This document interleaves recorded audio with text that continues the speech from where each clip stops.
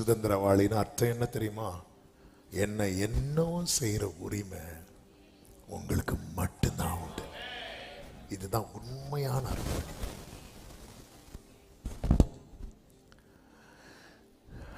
பலிபீடத்தின் மேல ஈசாக்கு கிடத்தப்படும் போது ஈசாக்கு அப்பா கிட்ட கேட்கல, அப்பா என்ன செய்ய போறீங்கப்பா? எங்கப்பா முதல்ல கத்தி இறக்க போறீங்க? கேட்கவே இல்லை. ஏன்னா நான் அவர் என்னப்பா செய்வீங்க, என்ன செய்வீங்க? இது அர்ப்பணிப்பு கிடையாது. நீங்க என்னவும் செய்யுங்க, இதுதான் அர்ப்பணிப்பு. எனக்கு என்ன செய்வீங்க என்பது அர்ப்பணிப்பு அல்ல, என்னவும் செய்யுங்க. ஆமே. ஏன்னா ஜீசஸை பார்த்து எத்தனை பேர் இந்த காலை வேளையில சொல்ல போறீங்க, நீர் சுதந்திரவாளி.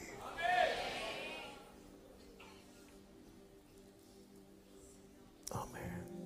இந்த என்னவும் செய்யுங்கன்னு விட்டுட்டோன்னு வைங்களேன், அவர் செய்யறதை குறித்து நம்ம முறையிடவே மட்டும் புலம்போ, நீதான சொன்ன என்னவோ செய்யுங்க. ஆமே. இப்படி சொல்லணும்னா அவ்வளவு நம்பணும். நான் எந்த அளவுக்கு, அதனாலதான் இந்த ஃபெய்த்தினுடைய, இந்த விசுவாசத்தினுடைய உச்சம் இருக்குல்ல, அது கடல் மேல் நடப்பதல்ல, நான் அவரிடத்தில் ஒப்புவித்ததை அது ஒப்பு கொடுக்கிறது தான். அதாவது சின்ன வயசுல இருந்தே வளர்த்த மகளை இந்த மேரேஜ் அன்னைக்கு அந்த மகளுடைய தகப்பன் வந்து கைப்பிடிச்சு அந்த மணவாளன் கையில் என்ன பண்ணுவாங்க தெரியுமா? அப்படி ஒப்பு கொடுப்பாங்க. அது அவ்வளோ நம்பிக்கை இல்லை. ஆமே. அப்படி அப்படி ஒப்பு கொடுக்கிறாங்க.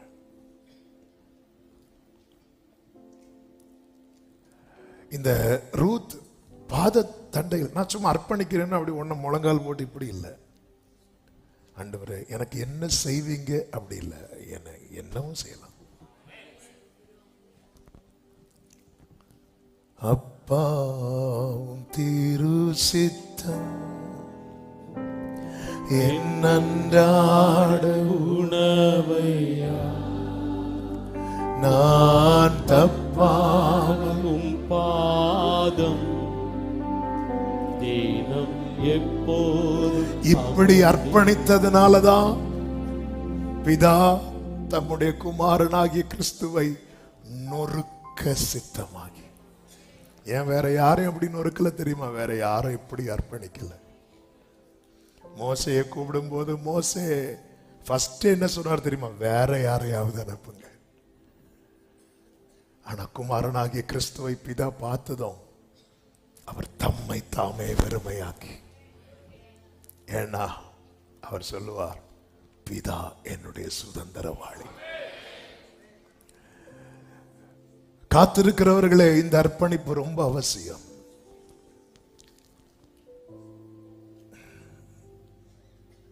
இதுக்குதான் ஆவியானவர் நம்மளை டியூன் பண்ணிட்டே இருக்கிறார். எனக்கு இயேசு வேணும், கிருபையாய் என்னை தயவா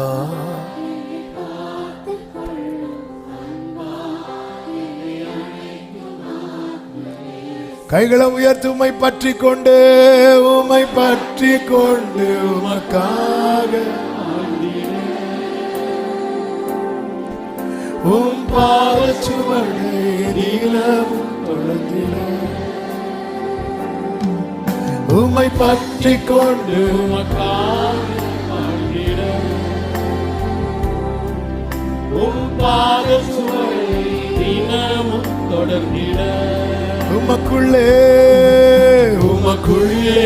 மறைந்திட உம்மேலே படர்ந்திட உமக்குள்ளே மறைந்திட உம்மேலே. இந்த உலகை வெறுத்து இந்த உலகை உம்மோடு இணைந்திட. ஆமென். இந்த உலகை உம்மோடு இணைந்திட. இயேசுவேன்னு சொல்லுவோம். இயேசுவே என் நேசரே தோளின் மீதே சாய என் உள்ளம் ஏங்குதே. தோளின் மீதே சாய என் உள்ளம் கிருபையாய் கிருபையாய் என்னை நடத்தி செல்லும் தயவா, என்னை காத்து கொள்ளும் அன்பா, என்னை அணைக்கும் ஆத்மநேசரே. அர்ப்பணிப்பு அவசியம். என்ன செய்யணும்? என்னவும் செய்யலாம், என்னவும் செய்யலாம். ஹல்லேலூயா. எத்தனை பேர் இந்த காலை வேளையில ஆமென். அப்ப என் லைஃப்ல நீங்க என்னவும் செய்யலாம். அப்படி சொல்லணும்னா நான் அவர் அவ்வளோ நம்பணும். ஆமென்.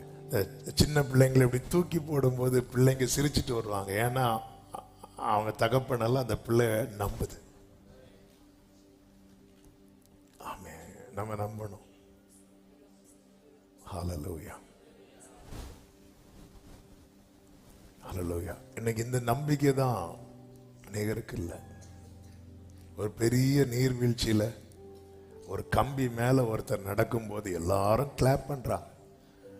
இப்ப அவர் சொல்றாரு, நான் இது மேல நடக்கும்போது விழாம நடந்துருவேன். நீங்க எல்லாம் நம்புறீங்கல்ல? நாங்க நம்புறோம், நீங்க விழ மாட்டீங்க, அவ்வளவு டேலண்ட்.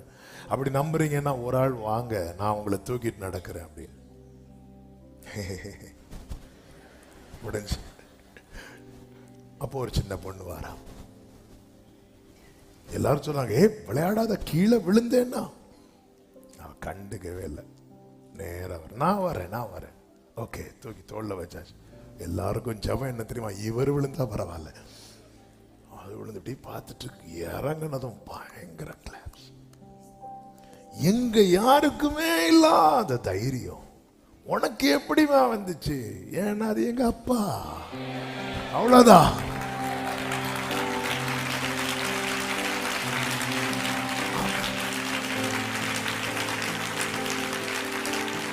அதனாலதான் அத்தனை பேர் சூழ்ந்திருந்தாலும் அவரை பிதா என்று சொல்லுகிற தாவீது சொல்லுகிறார், நான் தூங்க போறேன்பா, தேவரீர் என்னை சுகமாய் தக்க பண்ணுகிறீர்.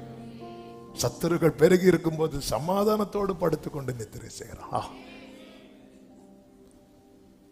ஆமென். அர்ப்பணிங்க. 5 அடங்கி இருங்கள். 3:18 வாசியுங்கள். அப்பொழுது அவள், என் மகளே, இந்த காரியம் என்னமாய் முடியும் என்று நீ அறியும் மட்டும் பொறுத்திரு.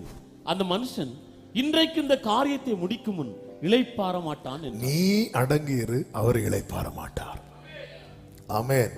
வேதம் என்ன சொல்லுகிறது? நீங்கள் அமர்ந்திருந்து நானே தேவன் என்று அறிந்து கொள்ளுங்கள். ஏற்ற காலத்தில் அவர் உங்களை உயர்த்தும்படிக்கு அவருடைய பலத்த கைக்குள்ள அடங்கியிருங்கள்.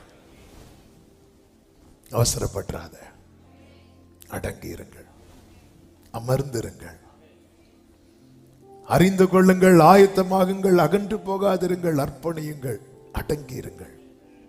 4வது அதிகாரம் ரூத்தின் சரித்திரம். ஆமென். காத்திருக்கிறவர்களே, உங்களுக்கு ஒரு சரித்திரத்தை கர்த்தர் எழுதி வைத்திருக்கிறார். ஏற்ற காலத்தில் அவர் உங்களை உயர்த்தும்படிக்கு அவருடைய பலத்த கைக்குள்ளே அடங்கி இருங்கள். சத்தமா ஆமென் சொல்லுங்க பார்க்கலாம்.